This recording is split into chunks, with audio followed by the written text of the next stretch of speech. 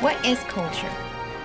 Culture is a characteristic and knowledge of a particular group of people, defined by everything from language, religion, cuisine, social habits, music, and arts. Now meet Boyce Jacob, a successful international business negotiator. Okay, so my name is Boyce Jacob, and I work for a company called Hitachi Consulting Company, which is part of Hitachi Limited. And I head up our metals and mining practice for management consulting and technology. The significance of culture, and I think two ways to look at it is you have internal culture. So I work for a company that's a global company. It's based out of Japan, but I work with other divisions that are based all over the world. So culture is very important for doing business just internally and getting things done. And then you add the culture on dealing with the clients in the metals and mining sector, which they're global. So we could be doing business with a headquarters in Denver, and they send us to Chile or Turkey or Asia. So culture, understanding cultures and what drives people's behaviors based on cultures is a very good topic. And so there are business issues that arise because both internally getting commitment from the full company to support doing business with another global company, and putting different cultures together to try to get a business result. So we work really hard with in our company and also with our clients to make sure that when we staff projects and we staff ways to help them, that we take culture into account to make sure that people are comfortable working with each other. And we've had experiences where putting the right cultures together, you get a very bad business result. So we take that into account, and a lot of times in negotiations, that is cited by the client that we have to staff or have so many people from the locality of where we're doing business at. So culture is a very important topic in how we do our business.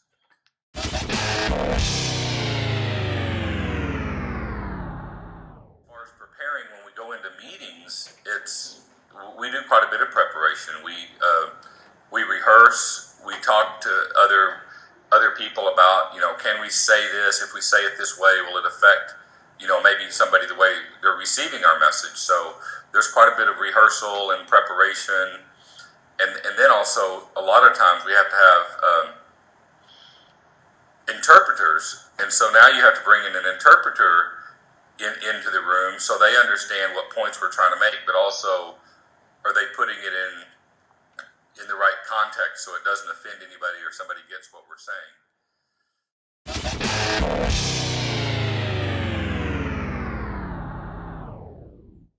Where the language is completely different than a European style language, and so I think some of the old Eastern European countries, Eastern Asia. So I've been into most of the stans, mainly in Kyrgyzstan, Kazakhstan, and Uzbekistan, and the dialect of the Cyrillic that they use is completely different. So you can think you're going to take Russian interpreters, and they speak the same language, but they speak it differently.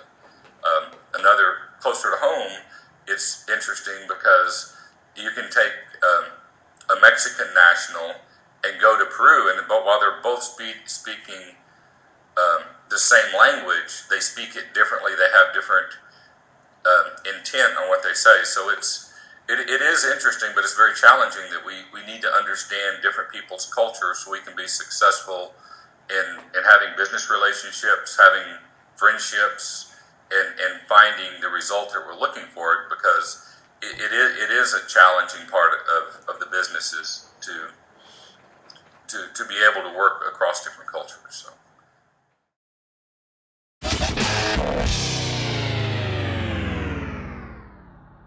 I mean, you have geopolitical issues, you have cultural issues, you get community issues where you could be doing business across a site that spans, let's say, one of my clients has a mine that is between Peru and Chile. And it's a vast site, but different governments and different communities view the project differently.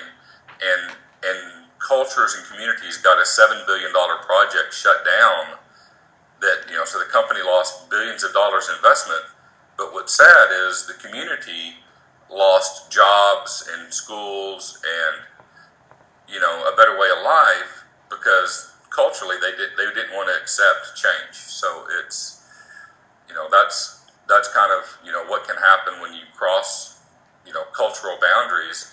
And internally you know, I deal with the Japanese culture, and they're a whole lot more longer term outlooking. So we get graded on a monthly or a quarterly basis, and they run off a 10 and 20-year plan. So moving fast from their point of view is cultural.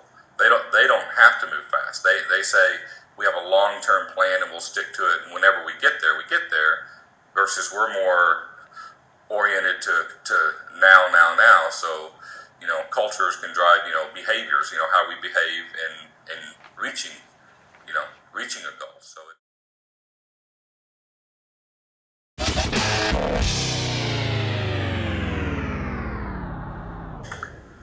I mean, I think what's interesting in this, I think, is very cultural and behavioral. So I used to go to Kyrgyzstan a lot, and so Kyrgyzstan, Kazakhstan, Poland. There's a lot of countries that were old Soviet Union countries, and then when the Soviet Union fell, all those countries became their own governments, their own countries, and like Kazakhstan, they became very Western European and very capitalistic, and they really thrived in the oil and gas industry and other industries. And Kyrgyzstan, they wanted to still be under socialist rule and everything given to them, and so all the young people left to go make better for their life, and it left a country that just has an aging population that, you know, they're trying to take care of themselves, but they're expected to be given everything. So it's, you know, you go into that culture and you see a black market being developed, and, you know, so you see things like that, and I think that's a very interesting dynamic to see two neighboring countries. One went capitalism and Western European, and the other one stayed back going, oh, Mother Russia will still take care of us, and it didn't happen. So you see this country declining. So I think that's probably one of my most favorite regions of the world. And then I've been to Turkey, I've been to the Middle East, and I've never really understood, you know, how they function, because they function in a very past life and past thinking. They really haven't grabbed onto modernization and thinking differently. So it's, you know, once again, culture is driving the advancement of countries. So that's interesting. There you have it, folks. International cultures and its global markets. Until next time. Bye-bye. Bye. Bye.